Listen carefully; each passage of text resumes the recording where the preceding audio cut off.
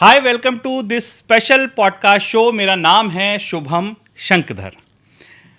क्या ट्रेडिंग करते समय आपके सामने कभी ऐसी परिस्थिति आई कि आपका किसी सौदे पर बहुत कन्विक्शन हो और पैसे ना हो कि आप उस सौदे को खरीद पाएं? या कभी ऐसा लगा हो कि काश इस स्टॉक के हम ज़्यादा क्वांटिटी खरीद पाते लेकिन पैसे नहीं हैं? क्या हो अगर मैं आपसे ये कहूँ कि आपको अब ऐसी दिक्कत नहीं आएगी, आपको शेयर खरीदने के लिए लोन मिल सकता है, सस्ता लोन मिल सकता है। बाजार की ज़बान में दरअसल इसे एमटीएफ कहते हैं। क्या होता है एमटीएफ, कैसे काम करता है एमटीएफ, क्या फ़ायदे क्या नुकसान, कहाँ बचकर चलें कहाँ उतर जाएं, ये तमाम दुनिया को समझने के लिए, समझाने के लिए आज मैं एक ख़ास मेहमान को आपके पास लाया हूँ। एमटीएफ समझना हो तो आशीष नंदा से बेहतर नाम बाजार में नहीं है।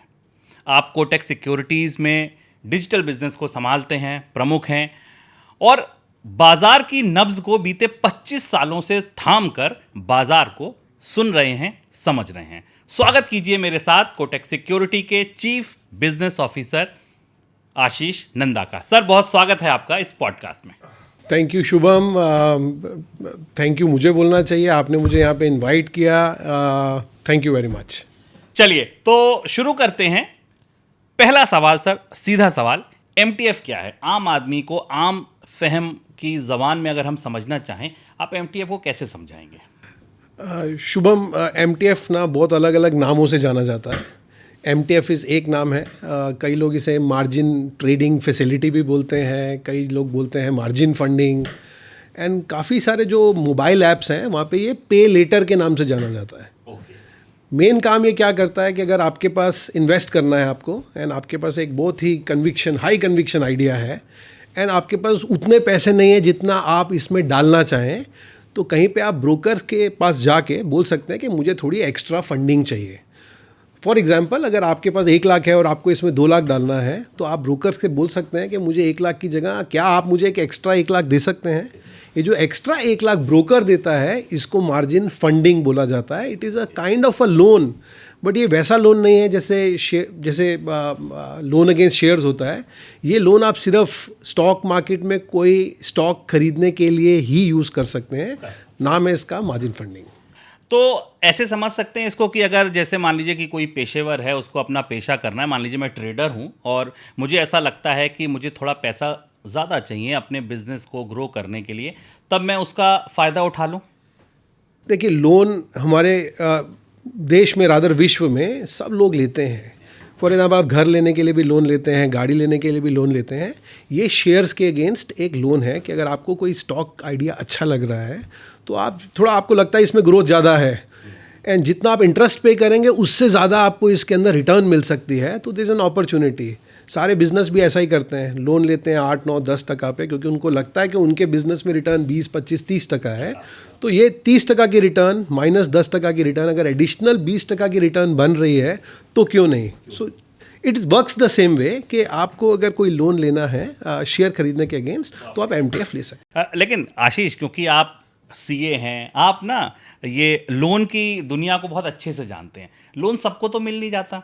मैं अगर चाहूँ कि मुझे लोन मिल जाए, बड़ा लोन मिल जाए या किसी दूसरे व्यक्ति को लोन मिल जाए, उसकी बहुत सारी अहर्ताएँ होती हैं, बहुत सारी एलिजिबिलिटी होती है।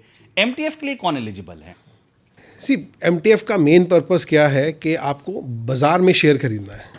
एमटीएफ तभी मिलता है कि आप अपने पोर्शन का भी थोड़ा पैसा दें। सो आपको यहाँ पे मार्जिन देना ज़रूरी है। स्टॉक मार्केट में इसको कोलैटरल बोला जाता है। ये कोलैटरल एक टर्म हम यूज़ करते हैं। सो एग्जांपल लेता हूँ, आपको एक स्टॉक लेना है, आपके पास 1 लाख रुपया है। जब तक आप वो अपना 1 लाख रुपया इस स्टॉक को खरीदने में नहीं डालेंगे, तब तक आपको ब्रोकर 1 या 2 लाख या जो भी है वो नहीं देगा।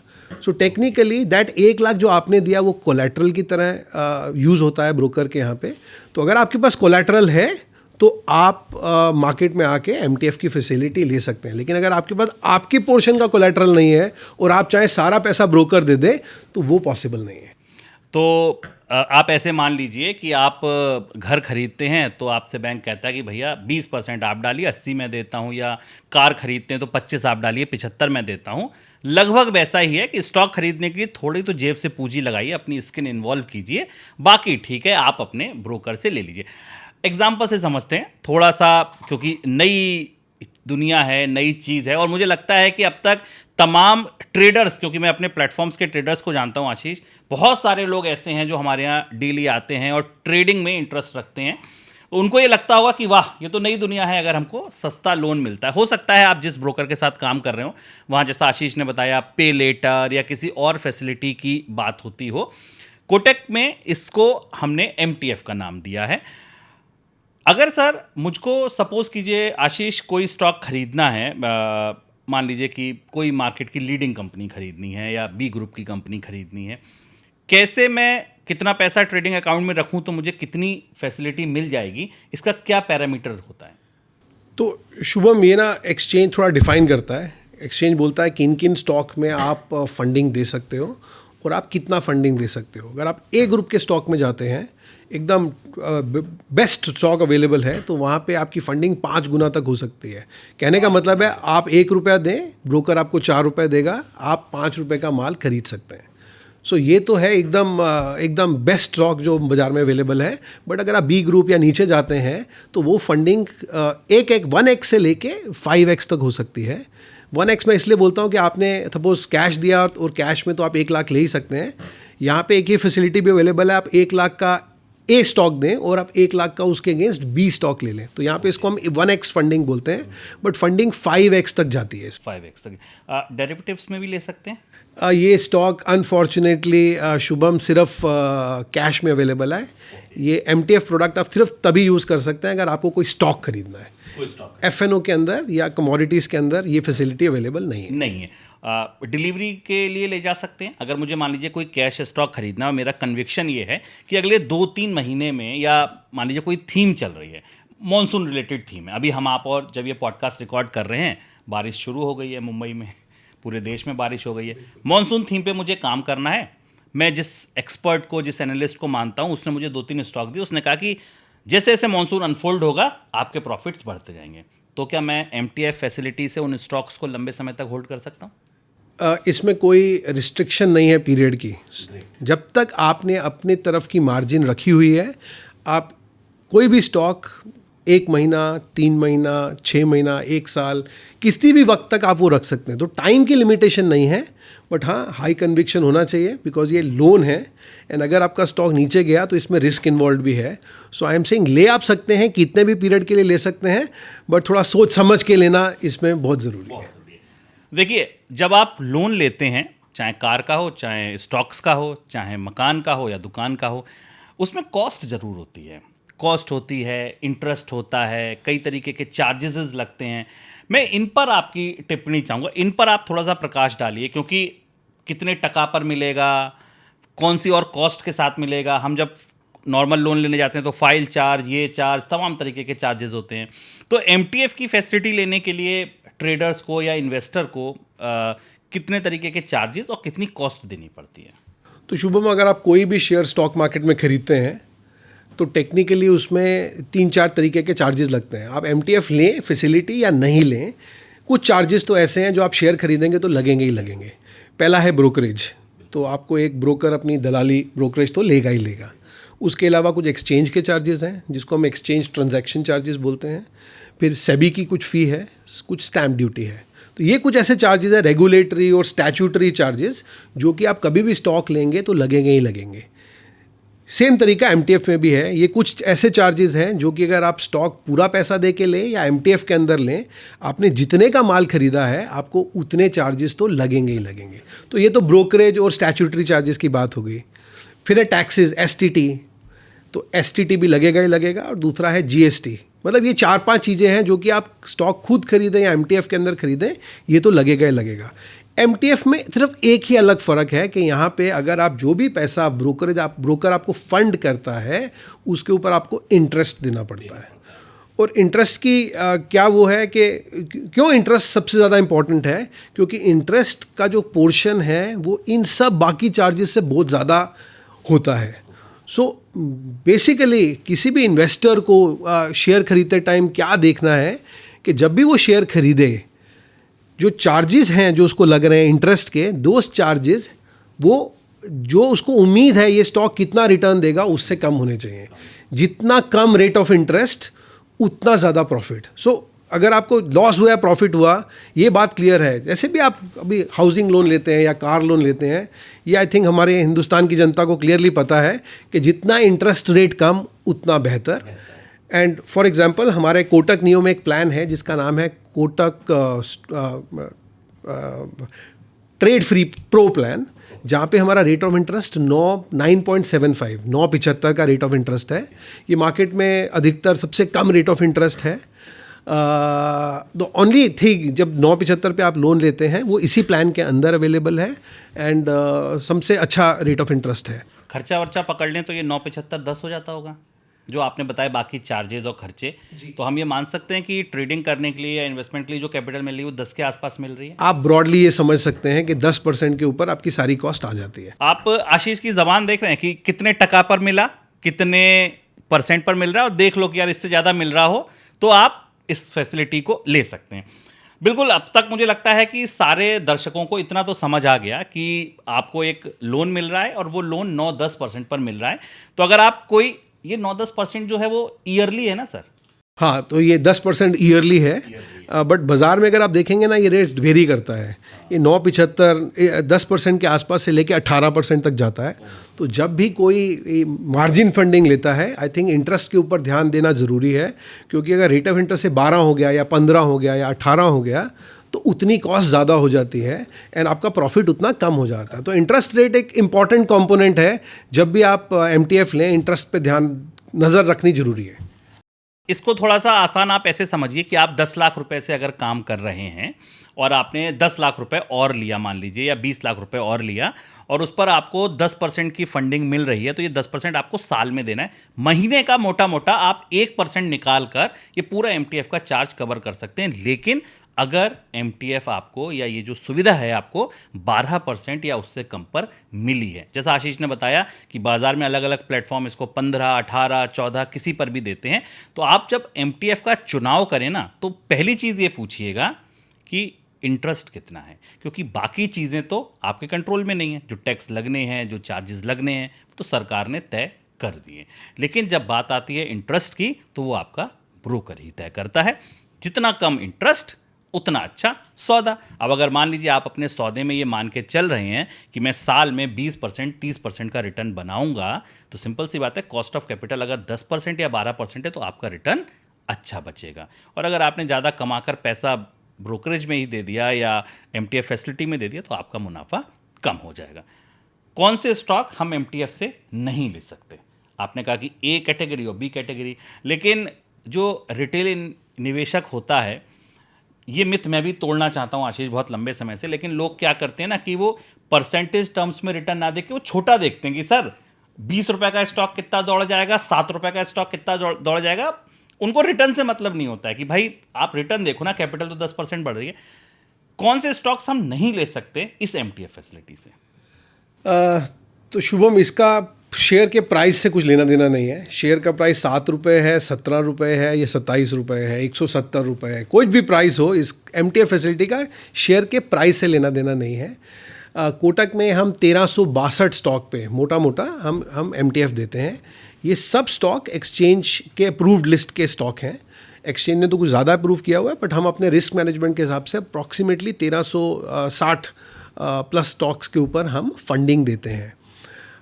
जब भी आप ये फंडिंग लेते हैं, अगेन आपको मार्जिन देना पड़ता है, और जितने भी 1300 स्टॉक हैं उन सब के ऊपर मार्जिन फंडिंग की परसेंटेज अलग अलग है. कहीं पे आपको 100 रुपये पे 100 रुपये मिलेगा, कहीं पे 100 पे 200 मिलेगा, कहीं पे 100 पे 300, और मैक्सिमम मिलेगा 100 के ऊपर 500. तो मैक्सिमम ये अवेलेबल है. एंड जितना अच्छा स्टॉक उतनी ज़्यादा फंडिंग, आप ऐसा समझ लीजिए. तो सर निफ्टी 50 के तो मान ही लें कि सब पे 4 गुना 5 गुना मिल जाता होगा. निफ्टी 50 में तो 5 गुना मिलता ही होगा, बट आई थिंक इसके अंदर अगर आप देखें FNO के जितने स्टॉक्स हैं बाज़ार में, उन सब के ऊपर फंडिंग अवेलेबल है. तो वहाँ पे अबाउट 250 से 300 स्टॉक हैं, उन सब के ऊपर भी अवेलेबल है, और उसके ऊपर 1000 स्टॉक हो रहे हैं जिसके ऊपर फंडिंग अवेलेबल है. बाज़ार में तो 4-5 हज़ार स्टॉक हैं, but I think funding 1300 stock के करीब 1350 पे अवेलेबल है. अगर आप एक समझदार ट्रेडर हैं ना, तो इंट्राडे हो या स्विंग ट्रेड करते हो या डिलीवरी भी लेते हो, एक आध हफ्ते के सौदे करते हो, आपके पोर्टफोलियो में किसी भी पॉइंट ऑफ टाइम पर 5 या 7 से ज़्यादा स्टॉक नहीं होने चाहिए, ऐसा आपको अच्छे ट्रेडर्स, अच्छे टेक्निकल एनालिस्ट सलाह देते हैं। अब आप सोचिए 5 या 7 स्टॉक आपको 1362 में से अगर चुनने को मिल जाए और उस पर भी आपको लोन मिल जाए और कुछ स्टॉक्स ऐसे हों जिन पे 4-4 गुना 5-5 गुना लोन मिल जाए, तो फिर इससे बेहतर माहौल बाजार के लिए, ट्रेडर के लिए क्या हो सकता है। अगला सवाल सर मेरा होल्डिंग पर था। जैसा हमने कहा कि इसमें आपने कहा कि कोई टाइम लिमिट नहीं है, आप 1 महीने में लीजिए, 2 महीने में लीजिए, 3 महीने में लीजिए।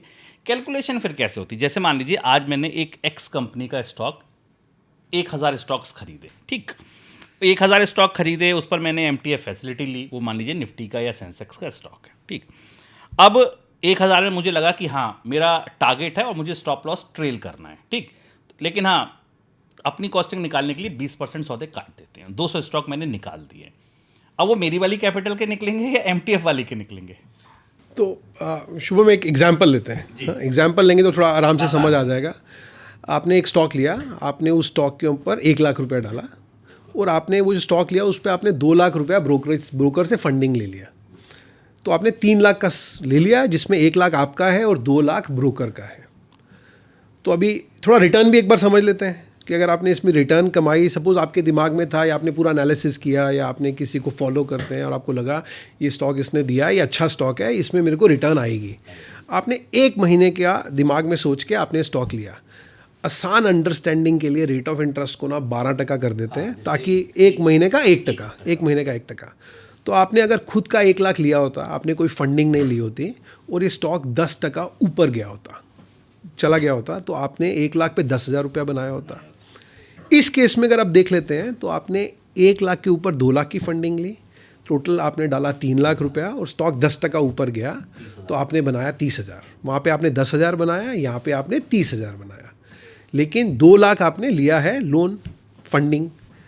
इस पे ब्रोकर इंटरेस्ट तो चार्ज करेगा। अगेन आसानी के लिए हमने कहा था 1% लेते हैं, तो 2 लाख पे 1% हो गया 1 महीने का 2,000 रुपया। तो 2,000 रुपये की कॉस्ट आ गई, 30,000 का आपको प्रॉफिट हुआ था, 2,000 की कॉस्ट आ गई, नेट आपको बना 28,000 रुपया। सो आप जस्ट मैं समझाने की कोशिश कर रहा हूँ कि एक तरफ आपको 10,000 बना, एक तरफ आपको 28,000 बना।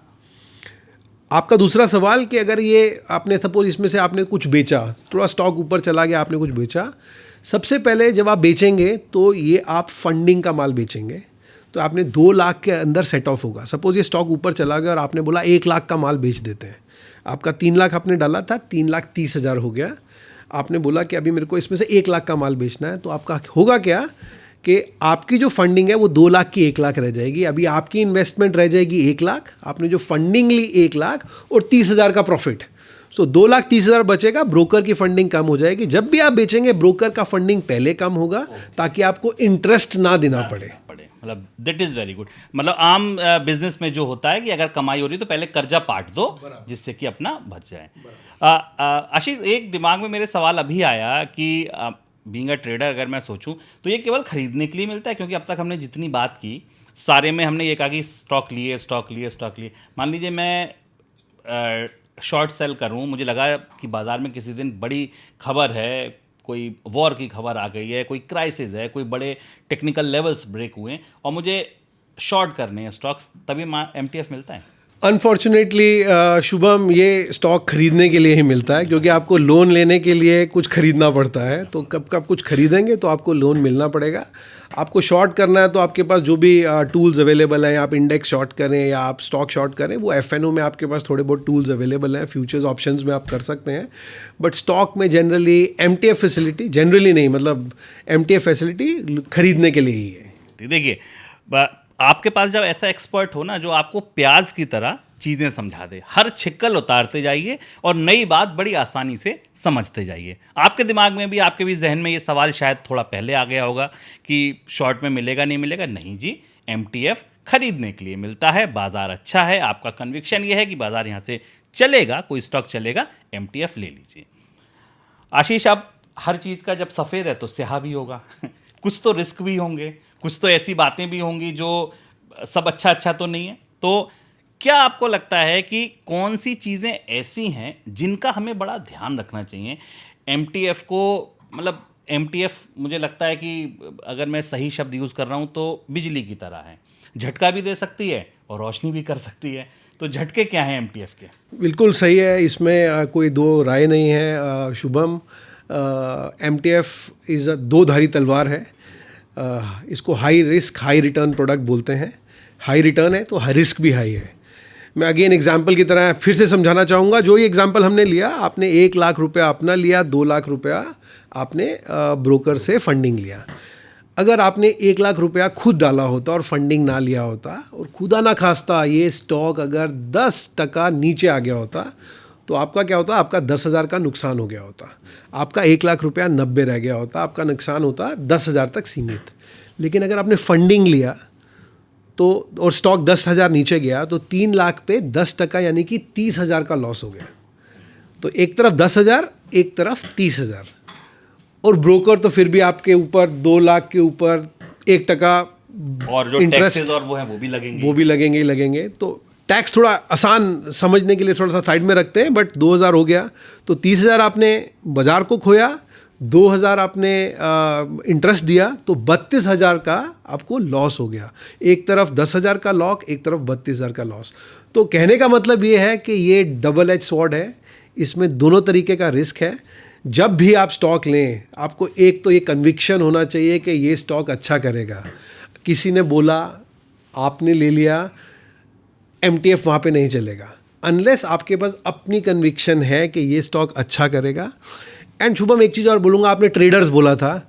मैंने अपने पूरे 20-25 साल में देखा है कि इन्वेस्टर भी ये टूल बहुत यूज़ करते हैं। कभी भी किसी को हाई कन्विक्शन है कि 1 महीने में या फिर 1 साल में ये स्टॉक अगर आपको 20% देगा या 25% देगा, तो 10% पे इंटरेस्ट लिया और बोला 1 साल में 25% देगा तो भी 15% बन गया। सो मेन चीज़ ये है कि जब भी आप लें, हाई कन्विक्शन आइडिया पे लें। इसलिए नहीं लें कि किसी ने आपको एक टिप दे दिया है कि ये अच्छा लगता है ले लो, क्योंकि इसमें लॉस होने के चांसेस भी बहुत ज़्यादा है। सो पहला चीज़, जब भी लें हाई कन्विक्शन आइडिया लें। दूसरा, मुझे लगता है रेट ऑफ इंटरेस्ट, मैं पहले भी बोल चुका हूँ, जितना कम रेट ऑफ इंटरेस्ट उतना ज़्यादा प्रॉफिट। तो जब भी आप लेते हैं, सेकंड चीज़ जो देखने की बहुत ज़रूरी है वो है rate of interest. Rate of interest जितना कम रहेगा आपका रिटर्न ज़्यादा रहेगा। तो this is the second thing जो कि आपको इवैल्यूएट करनी बहुत ज़रूरी है। मेरे हिसाब से ये 2 रिस्क जो हैं, ये अगर आप समझते हैं तो आई थिंक आपको जनरली एमटीएफ समझ आ जाता है। ये एफएनओ से आसान है, ऑप्शन से आसान है। ऑप्शन में ग्रीक व्रीक सब देखना पड़ता है। यहाँ पे एक नॉर्मल आदमी, मतलब एक नॉर्मल रिटेल कस्टमर अगर है, वो अगर लेना चाहे, मोटा मोटा दिमाग में उसको हिसाब रखना है कि मेरा 1 महीने में कॉस्ट कितना आएगा। मैंने 2 लाख ब्रोकर से लिया तो 2,000 आएगा। मेरे को 2,000 से ज़्यादा का रिटर्न बनाना है। सो लॉन्ग एज 2,000 से ज़्यादा का मेरे का रिटर्न बनेगा, मैं एमटीएफ कर सकता हूँ। बट अगेन सोच समझ के करना है, और ये मंदी की मार्केट में नहीं करना है जहां आपको लग रहा है स्टॉक रोज़ के रोज़ गिर रहे हैं। आपको पोजीशन काटनी है और आपको अपने कैपिटल के ऊपर बैठना है, क्योंकि गिरती हुई मार्केट में ऊपर लॉसेस मैग्नीफाई हो सकते हैं, मल्टीप्लाई हो सकते हैं। तो गिरती हुई मार्केट का प्रोडक्ट नहीं है ये, थोड़ा चढ़ती हुई मार्केट का प्रोडक्ट है, कन्विक्शन का प्रोडक्ट है। अगर स्टॉक पे आपको कन्विक्शन है तभी लेना चाहिए। जी देखिए कि आप जब बाज़ार के आमतौर पर बड़े एनालिस्ट से मिलते होंगे तो आपको कितनी कठिन कठिन बातें, ग्रीक और ओपन इंटरेस्ट और वो मतलब क्या क्या ही टर्मिनोलॉजी ले आते हैं। और आशीष को यही बात, जिस तरीके से उनका जो समझाने का तरीका है, कहानी से, किस्सों से और बहुत आसानी से, कि भैया देखो 2,000 के ऊपर निकला ना तो अपना प्रॉफिट आया। ये है एक ट्रेडर की मेंटलिटी, और ये है वो टॉर्च बियर का काम, ये है वो मार्गदर्शक का काम जो आपको सीधा सीधा बता दे रहा है 1 लाख डालो, 2 लाख पकड़ो, 3 लाख पकड़ो और खर्चा पहले दिमाग में लिख लो। मतलब ये यही बता सकता है आपको कि भैया खर्चा लिख लो। अच्छा 2,000 से ऊपर जब तुमको अपना एमटीएम दिखने लगे ना, अब बैठो चैन से कि हाँ अब यहाँ से ऊपर जो है वो मेरी कमाई है, ब्रोकर तो इतने में मेरा निपट जाएगा। आशीष, अब आप जब मिल ही गए, आ ही गए, एक चेकलिस्ट बना दीजिए किस बाजार में किन लोगों को एमटीएफ नहीं लेना चाहिए और किन को लेना चाहिए। मैं अपनी चेकलिस्ट देख लूँ, मेरा हर दर्शक देख ले, हर इन्वेस्टर, हर ट्रेडर देख ले, और वो देख ले अच्छा आशीष सर ने ये 5 चीज़ें बताई हैं, ये उनका पर्चा नुस्खा है, और वो टिक कर ले हाँ अगर मैं इन 4 में से 5 में से 4 में फॉल करता हूँ एमटीएफ ले लेता हूँ, नहीं करता हूँ दूर रहता हूँ।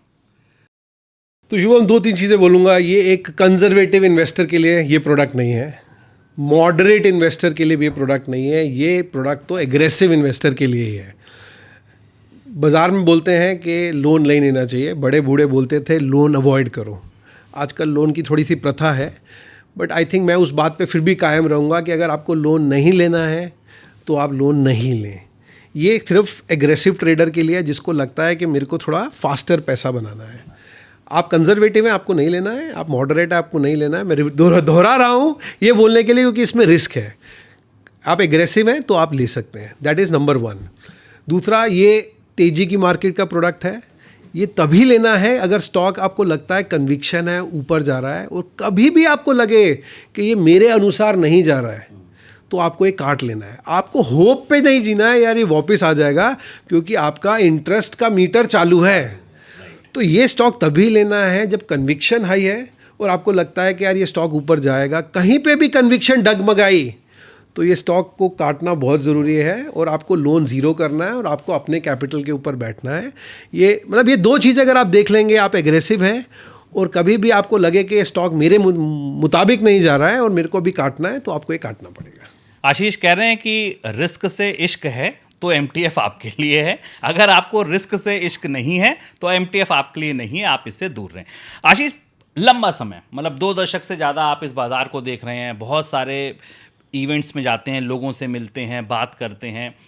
आपने वो कौन सी गलतियां पाई, आपको क्या लगा जब आप लोगों से मिलते हैं और आपको दुख हुआ कि देखो यार यही चीज़ तो मैं इतने पॉडकास्ट, इतने वीडियो, इतने कमेंट्स, इतने ट्वीट्स में, इतने लिंक्डइन पोस्ट में समझाता हूँ, मत करो मत करो मत करो, बट वो कॉमन मिस्टेक्स क्या हैं, वो रेड फ्लैग्स क्या हैं जो आपको लगता है कि यार क्यों नहीं समझ रहे लोग?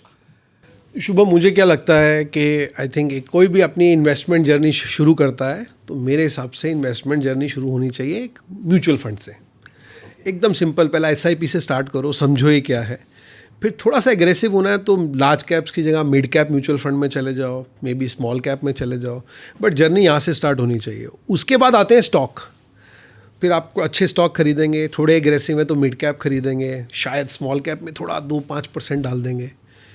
फिर आता है MTF, क्योंकि लीवरेज है। मतलब मैं आपकी जर्नी की बात बता रहा हूँ और थोड़ा रिस्क की बता रहा हूँ। Mutual fund is conservative, stock थोड़ा ज़्यादा एग्रेसिव हो गया, MTF उससे ज़्यादा एग्रेसिव हो गया, और फिर आता है फ्यूचर एंड ऑप्शन, मतलब वो सबसे ज़्यादा एग्रेसिव है। मैं थोड़ा पिछले कुछ 4-5 साल से देख रहा हूँ, because of lot of social media, लोग बहुत आजकल वीडियोस देखते हैं और कुछ सच है, कुछ गलत है, तो लोगों ने आजकल ना जर्नी उल्टी स्टार्ट करनी शुरू कर दी है। पहले घुस जाएंगे, पहले सबसे पहले फ्यूचर एंड ऑप्शन से जर्नी स्टार्ट होगी। स्टॉक्स में भी पकड़ेंगे पेनी स्टॉक्स। हाँ, तो आई एम थिंक पहले वहाँ पे हाथ जलेगा तो कहेंगे नहीं अभी FNO नहीं, मेरे को अभी स्टॉक खरीदना है। स्टॉक में भी चाहेंगे कि पहले मैं थोड़े एग्रेसिव स्टॉक्स लूँ, डबल पैसा डबल करना। थोड़ा स्टॉक मार्केट में थोड़ा ऐसा लगता है जनरेशन्स को, नई जनरेशन को, कि पैसा थोड़ा फास्ट बढ़ता है, बट मुझे ऐसा लगता है कि ये गलतियां नहीं करनी चाहिए। पहली इन्वेस्टमेंट हमेशा म्यूचुअल फंड हो, फिर धीरे धीरे प्रोग्रेस करें स्टॉक की तरफ, MTF की तरफ, अगर फिर प्रोग्रेस करें FNO की तरफ। आपकी जर्नी ठीक रहेगी, आप धीरे धीरे प्रोग्रेस करेंगे, समझ के, सोच के, थोड़ा पढ़ के, तो आई थिंक अच्छा रहेगा। देखिए, आशीष जी का कहना है कि आपकी इन्वेस्टमेंट की यात्रा में वैसे ही आपको बढ़ना चाहिए जैसे बच्चा बढ़ता है। पहले घुटनों पे चलिए, फिर सहारा लेकर चलिए। सहारा लेके चलना मतलब म्यूचुअल फंड, कोई फंड मैनेजर के साथ। उसके बाद आप धीरे धीरे चलिए, और फिर ठीक है ना, आप हो जाएं 10-12-15 साल पुराने खिलाड़ी तो दौड़िए, और दौड़ने के साथ फिर आप MTF भी लीजिए, आप तेज कार चलाइए, तेज बाइक चलाइए, लेकिन वो उम्र के साथ, वो अनुभव के साथ। आप पहले दिन अगर ये चाहेंगे कि मैं MTF लेकर और स्टॉक्स में, और वो भी रिस्की स्टॉक्स में घुस जाऊं, तो सिंपल सी बात है, कुर्सी की पेटी बांध लीजिए, आगे टर्बुलेंस पक्का है। एक बड़ी इंपॉर्टेंट चीज़ आशीष जो मैं आपसे पूछना चाहूँगा, नाम अलग अलग हूँ, कहीं पे लेटर, कहीं कुछ, आपने जो भी बताए, नाम अलग हूँ, काम एक ही है कि भैया स्टॉक्स लेने के लिए लोन देना है, ठीक है। अब क्योंकि आपने जो बात की ना, एक बहुत अच्छी चीज़ मुझे आपसे जो बात करके लगी, MTF पे बात करें, लेकिन आपने इस बात को कहा कि नहीं भाई तुम जाओ म्यूचुअल फंड में लो, क्योंकि आप ये चाहते हैं कि लोगों की वेल्थ बने, समृद्धि आए सबके पास। क्या आपको लगता है कि जब हम MTF का चुनाव करते हैं, पहले तो गाइडलाइंस के हिसाब से कौन MTF दे सकता है? क्या कोई भी ब्रोकर MTF दे सकता है? कोई सेलेक्टेड ब्रोकर MTF दे सकते हैं? और दूसरा, जब मुझे चुनाव करना हो तो एक तो रेट ऑफ इंटरेस्ट हो गया, क्या और कोई ऐसे पैरामीटर है कि मैं जब जिस ब्रोकर के साथ काम कर रहा हूं और अगर वो MTF फैसिलिटी दे रहा है तब भी मुझे लेनी चाहिए, नहीं लेनी चाहिए? ये चुनाव कैसे करें? सो इंटरेस्ट तो मैंने आपको शुभम बताया कि सबसे बड़ा एक पैरामीटर है। तो पहले आते हैं कि कौन दे सकता है। टेक्निकली जितने भी ब्रोकर हैं, ब्रोकर अपने क्लाइंट्स को, तो ये ब्रोकर का प्रोडक्ट है, ब्रोकर अपने क्लाइंट्स को मार्जिन फंडिंग फैसिलिटी दे सकते हैं। इसकी लिमिट है, सेबी ने, रेगुलेटर ने एक लिमिट बनाई हुई है। मैं अपना नेटवर्थ और मैं कितना लोन ले सकता हूँ, उससे ऊपर मैं जाके ज़्यादा एमटीएफ लोगों को नहीं दे सकता हूँ। मगर मुझे सही से याद है तो ये लिमिट है कि 50% ऑफ नेटवर्थ, तो आपकी कंपनी की जितनी भी नेटवर्थ है उसका 50% प्लस आप 5 टाइम उसको लीवरेज कर सकते हैं। तो इतना ही पैसा आपके पास ब्रोकर के पास अवेलेबल है जो अपने क्लाइंट को दे पाए। सो आई थिंक अगर आप जाएंगे किसी भी ब्रोकर के पास जिसकी नेटवर्थ ज़्यादा है, वहाँ पे आपको थोड़ा सा ये रहेगा कि मेरे को कभी भी ऐसा नहीं बोला जाएगा कि मैं आपको फंडिंग नहीं दे सकता। कैपिटल अगर कम रहता है तो कभी ब्रोकर बोलते भी हैं कि मेरे पास पैसा नहीं है, मैं आपको फंडिंग नहीं दे सकता हूँ। तो जितने आप ऐसे ब्रोकर के पास जाएंगे जिसकी नेटवर्थ हाई है, वहाँ पे आपको ये प्रॉब्लम कभी नहीं आएगा। तो पहला, ब्रोकर बड़ा हो, ब्रोकर बड़ा हो, ब्रोकर के पास नेटवर्थ अच्छी हो। कोटक में हमारे पास अबाउट 10,000 करोड़ से ऊपर की नेटवर्थ है, तो हमको ये प्रॉब्लम जनरली आती नहीं है कि मुझे क्लाइंट को बोलना पड़े मेरे पास पैसा नहीं है आपको देने के लिए। ज़रूर ये बात मैं बोलूँगा कि रिस्क एपिटाइट इसमें आपकी ज़्यादा होनी चाहिए। नहीं लेना है तो नहीं कीजिए, लेकिन आई थिंक फ्रॉम ब्रोकर की तरफ से आपको ये प्रॉब्लम नहीं आना चाहिए, उतना बेहतर। ये पहला हो गया। दूसरा, मैंने इंटरेस्ट आपको ऑलरेडी बता दिया। तीसरी एक और चीज़ है जो कि क्लाइंट को ज़रा ध्यान रखनी है इसमें, वो ये है कि अगर आपकी मार्जिन नीचे गई, सपोज़ खुदा ना खास्ता ये स्टॉक 100 रुपये का 90 रुपये हो गया, तो जनरली क्या होगा कि मार्जिन जो आपने दिया है वो कम हो जाएगा। क्लाइंट को हमेशा एक बफर मार्जिन एक ब्रोकर के पास रखनी थोड़ी सी ज़रूरत है कि एक मैं 10,000 रुपये एक्स्ट्रा रखूं कि कभी भी स्टॉक बाई चांस इंटरिम में, क्योंकि देखिए मार्केट है, स्टॉक ऊपर नीचे होता ही रहता है, एक आधा 2 दिन के लिए आपको कन्विक्शन हाई है फिर भी वो नीचे जाता है, तो आपको एक मेंटेनेंस मार्जिन रखनी थोड़ी सी ज़रूरी है।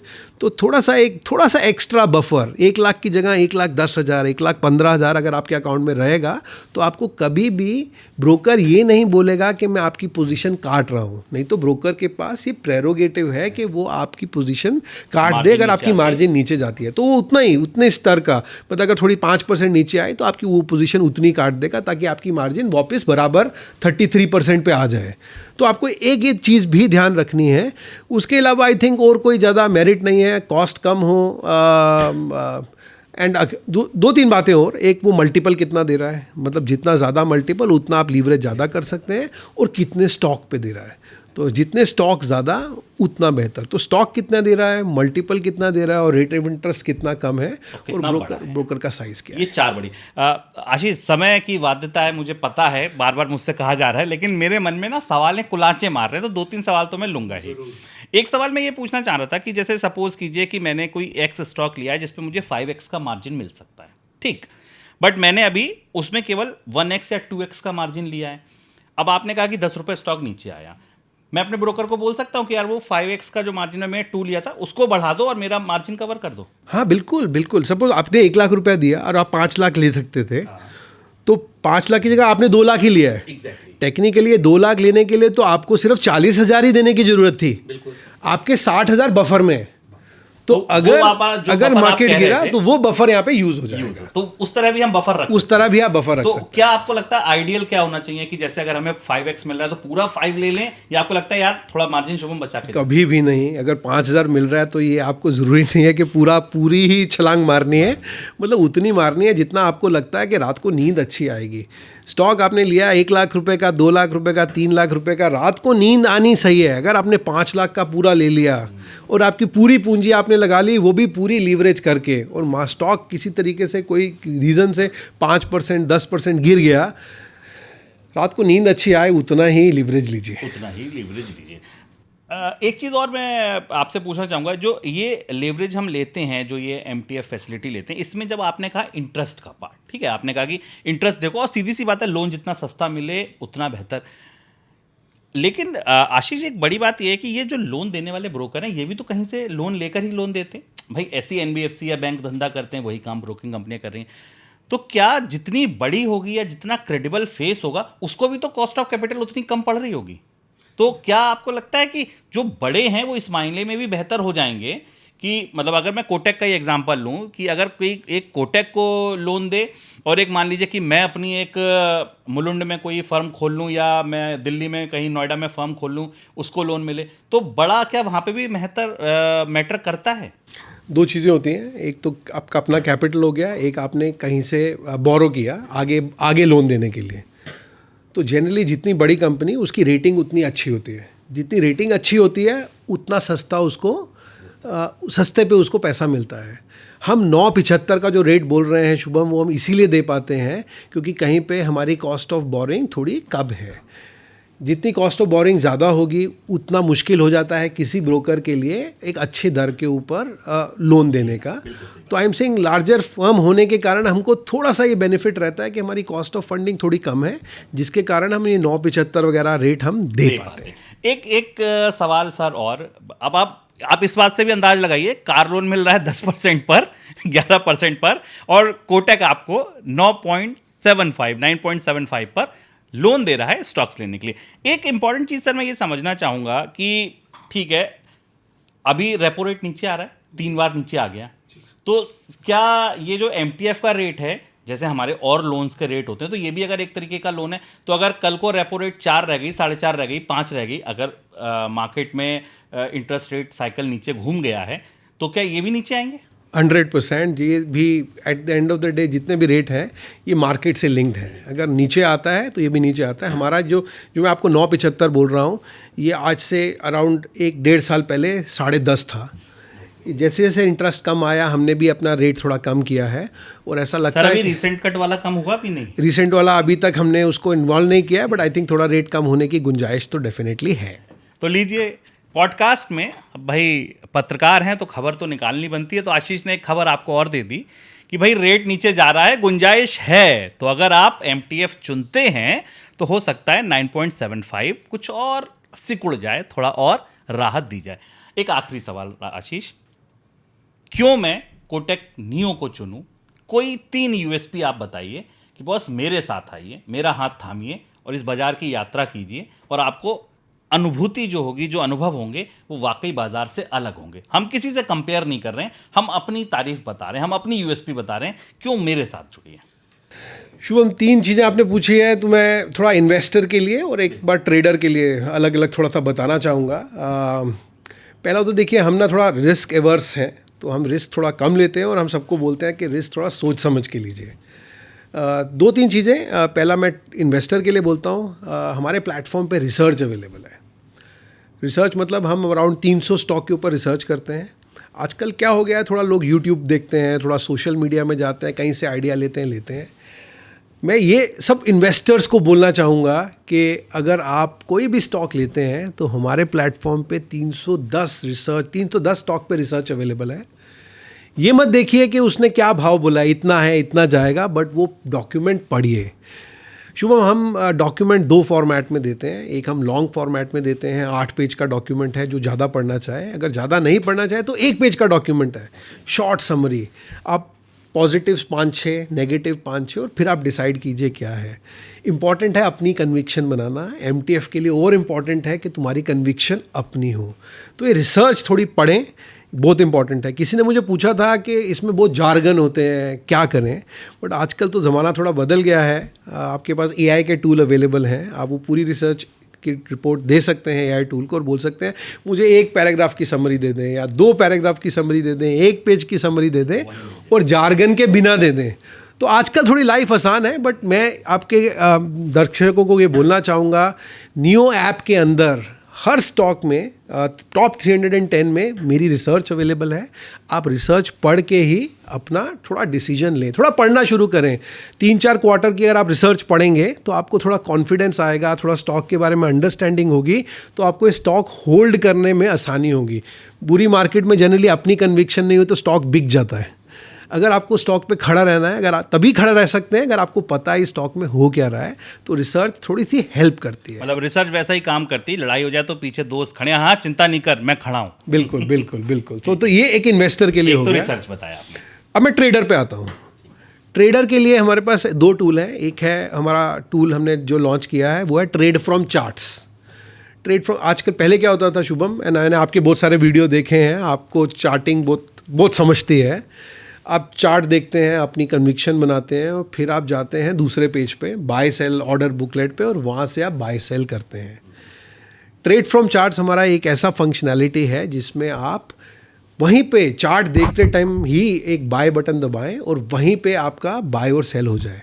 वहीं पे आप स्टॉक की अपनी पोजीशंस देख सकते हैं, वॉच लिस्ट देख सकते हैं, चेन ऑप्शन चेन देख सकते हैं, सब एक ही स्क्रीन पे कर सकते हैं, जिससे आपका वो थोड़ा सा समय बचता है एंड वो थोड़ा सा समय आपको वो थोड़ा सा पैसा बचा सकता है। तो ये सेकेंड टूल है ट्रेड फ्रॉम चार्ट्स। तीसरा हमारा टूल है स्ट्रैटेजी बॉट। ये भी ट्रेडर्स के लिए है। स्ट्रैटेजी बॉट जनरली क्या करता है, अगर आपको सपोज 2 लेग ऑर्डर डालना है, कुछ बाय करना है और सेल करना है।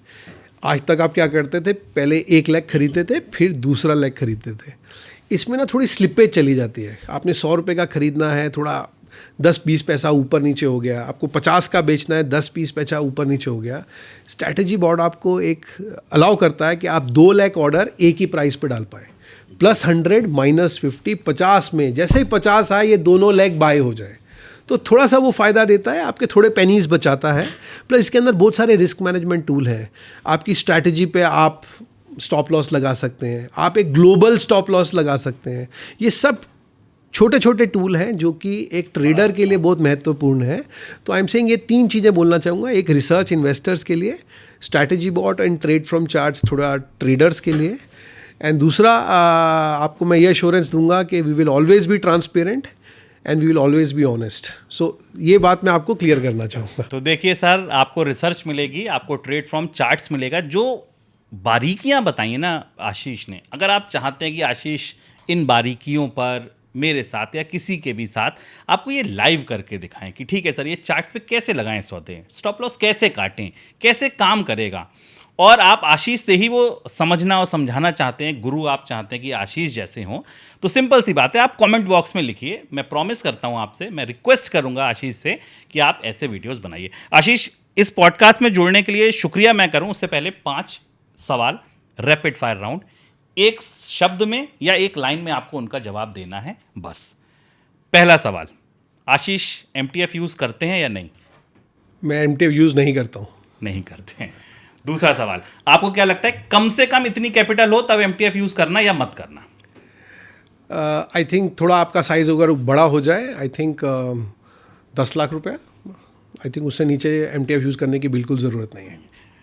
MTF के लिए स्टॉप लॉस कितना ज़रूरी? आपको लगता है कि स्टॉप लॉस लगाना चाहिए, कितना लगाना चाहिए, या नहीं लगाने चाहिए स्टॉप लॉस? 100% लगाना चाहिए। इसमें स्टॉक नीचे चले जाए तो आपका इंटरेस्ट का मीटर चलता रहता है। स्टॉप लॉस पक्का लगाना चाहिए। मुश्किल है डिफाइन करना कितना %, बट हाँ, अगर 5% स्टॉक गिरता है तो आपको स्टॉक काट देना चाहिए। आशीष के हिसाब से अगर आशीष MTF यूज़ करेंगे तो किस में करेंगे? A कैटेगरी के स्टॉक में, मोर एग्रेसिवली B कैटेगरी में, या आपको लगता नहीं छोटे स्टॉक में मिल रहा है तो पकड़ो, अगर ले ही रहे हो MTF तो फिर बहुत एग्रेसिव में लो? मैं ABC में बात नहीं करना चाहूँगा शुभम, मैं बोलना चाहूँगा हाई कन्विक्शन आइडिया। आपकी अपनी कन्विक्शन हो, स्ट्रॉन्ग आइडिया हो, वेरी हाई कन्विक्शन, तो आपको MTF करना चाहिए। एक आखिरी सवाल, थीम बेस्ड इन्वेस्टिंग अगर कोई कर रहा है मान लीजिए, या स्मॉल केस किसी का पकड़कर इन्वेस्टिंग कर रहा है, MTF वहाँ यूज़ करें या ना करें? कर सकते हैं। अगेन कन्विक्शन के ऊपर वापस आता हूँ। आपको अगर कन्विक्शन बहुत हाई है, फॉर एग्जांपल आपने मॉनसून से स्टार्ट किया था ये प्रोग्राम, अगर आपको लगता है मॉनसून में ये 2-3 स्टॉक हैं जो कि अच्छा करेंगे और आपकी बहुत हाई कन्विक्शन है, MTF can give you N upside, but हाँ, रिस्क का ध्यान रखना पड़ेगा। बहुत बहुत शुक्रिया आशीष आपका इस कार्यक्रम में जुड़ने के लिए, इस पॉडकास्ट में जुड़ने के लिए। उम्मीद है कि आपके साथ मैं ऐसे ही और पॉडकास्ट भी करूँगा। Thank you Shubham, thank you for inviting me, real pleasure. आप लोगों का भी बहुत शुक्रिया। MTF समझ आया हो, कुछ ना भी आया हो तो अपने सवाल, अपने सुझाव मुझे लिखिए। मैं और भी आपकी जो बारीकियां हैं, हालांकि मैं जितना समझ सकता था जब ट्रेड करता था, जिन दिनों में जिन चीज़ों से जूझता था, लड़ता था, वो तो मैंने पूछ लिया, लेकिन मेरी अपनी सीमाएं हैं। अगर आपको लगता है कि नहीं, दुनिया ट्रेडिंग की और आगे बढ़ गई शुभम, तुम वहाँ छोड़ गए थे उसके आगे, तो कुछ सवाल भेजिए, मैं हमेशा वेलकम करता हूँ उनका, और वो आशीष से पूछकर आपके पास फिर लेकर आऊँगा। नमस्कार। Thank you. Investments in securities market are subject to market risks. Read all the related documents carefully before investing.